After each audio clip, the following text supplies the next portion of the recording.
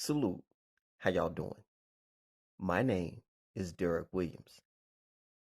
I came upon this gentleman a few months ago, and I just love the way he reports the goings on the island nation of Jamaica, which is in the Caribbean. And just his style, the way he expresses himself, you can definitely see a passion for his people, and you have to respect that. And I have that same passion for American blacks. But I just want to let you hear him speak with such passion and conviction. The title of this presentation is Dem I Get Slap Away in a Jamaica. And I'm just one man in the comment section on YouTube. I want to introduce to you yet again True Jamaica Buzz. I just love this channel. I definitely will put his link in the description box below. And I just want to let you hear him speak. All y'all take care. Greenville, Mississippi till I die. People, people, people, people. Que pasa, sapa, say what they do. Now, people, Jamaica is getting redder than red. It is getting hotter than hot. And the other day, we were speaking about less than 24 hours ago, Jamaica recorded its redder than reddest 48 hours for 2020. People, may I talk about 25 people get caught up, and out of those 25, we're also speaking about 14 getting slapped away. So people, we are speaking about 13 of those slapped away, and then one is under investigation, and like I said, 11 persons also got caught up. Now, based on the information, it is said that 3 people from St. John's Road, we are speaking about Spanish Town, we are talking about St. Catherine, we are speaking about 1 from Bagwalk, 1 from Orange Bay, 1 from Hurlock Main Road, 1 from Falmouth, 1 from Gale, 1 from 2nd Street, 1 from Edgewater, 1 from Duke Street, and 1 from Mobay. And the next one, them don't know where he came from. He only ended up in the mob. Now, people, when we think about this 48 hours, we are talking about 2 days, we are talking about 25 people, we are talking about 14 slap away. That is a whole lot. We're averaging about 12 people we are talking about per day. Out of the 25, 12 and a half, 12.5 people per day can up. And out of that, we're also speaking about 7 persons per day get slapped away in a Jamaica, a little island in the Caribbean. People, that is bad. Now, when we think that the news could not get any worse, or people, out of those 14 persons that were conned up, we are speaking about 3 in one place, and people, based on the information from the Popo, it is said that some GUNMEN posing as Popo basically slap away these 3. We're talking about execution style. People, that is very bad. Point blank and period. Now, when we listen to the fact that, based on the incident that occurred in Spanish Town, where the 3 persons were taken out assassination style, it was said that the gunmen were posing as police. Now, people, when we think about Jamaica and the actions of the gunmen and also the popo, people, sometimes it is hard to differentiate because the way that they go about things, the way that they act, both of them are just the same. Both of them are corrupt, and people, like me say, let me make it very clear, there are some good popo officer. However, like them say, one bad apple always spoils the bunch. So therefore, all of the good work that the good popo is out there doing, once one police or a set of police do something wrong, people, it is going to get all sorts of highlight. It is just the truth and the fact of how things work. So my point in saying this is that if the popo want to get a better reputation, then basically have to act better. Then basically have to be respectful out there. May I talk about respectful to everybody, including the people them from the garrison, not just the uptown people them alone. And people, like I've always said, serious times calls for serious measure. And we see that the Popo Commissioner, I am speaking about Major Anthony Anderson, and also the Security Minister, I am speaking about Dr. Horace Chang. They said that they are implementing a new anti-crime task force and specialized operational unit. Now, people, this sounds like some big words, and this sounds like them have some big and major plans. However, if it is just if they are not implementing proper intelligence, proper investigation by the detective, the popo, if they are not coordinating their effort in all their crime fighting things, including the Jamaica Eye, which we see is working very well, if they are not basically in a good relationship, if there's no sort of communication as it pertains to the popo and specifically the people in the garrison that they can use to testify in court, because people, most of these cases that we see that the prosecution, RE, the DPP is losing, it is because they are using witness. Their main witness or the key witness is always a gangster. So therefore, there is no credibility upon them name, point blank and period.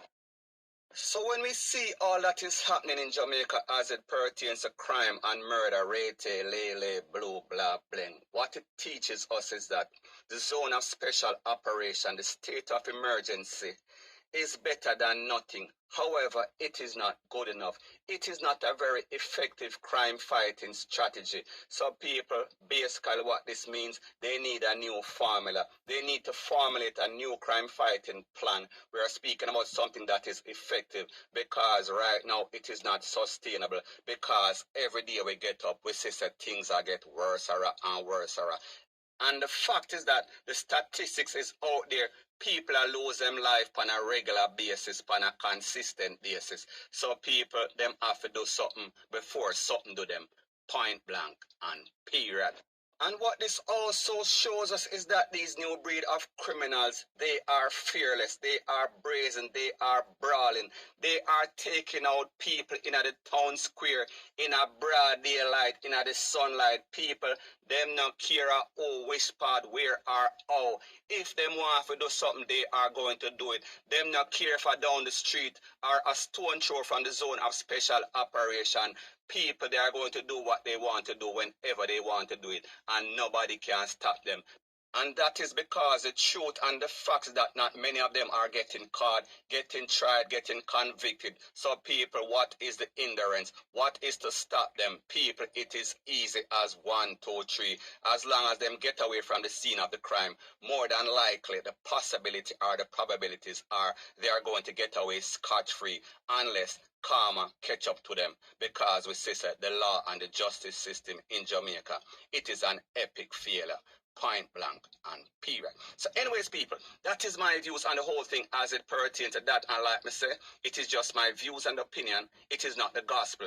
Your views and opinion can be respectfully different from mine. But let me know what you think in the comment section. Bless up. Now, the next thing that is popping in the news is that we see that the Clarendon Popo, they have released their list of the most wanted men in that parish. And people, the list reads as this. Numero uno, we're speaking about Dwayne Butler, OC, a.k.a. Taz. He is 42-year-old. He is from Farm District. We are talking about Mapen. We are talking about Clarendon. He is wanted for slap away, him take out somebody prematurely before their expiration date. The next person on this prestigious list of esteemed young men, we are speaking about LBRY Burkett, OC, a.k.a. Little D. He is a young'un. He is 18-year-old. He is from Racecourse. We are talking about Clarendon. And this offense, likewise, he slap away somebody. We are talking about the same sort of thing. The next person on this list of prestigious young men, we are speaking about Zemar Andre Nelson, OC Nelson, OC Dilla, OC Terminator Boy, and he is 24-year-old, and he is from Buzz Rock. We are talking about Effortville, Clarendon, and his offenses are slap away, shooting with intent.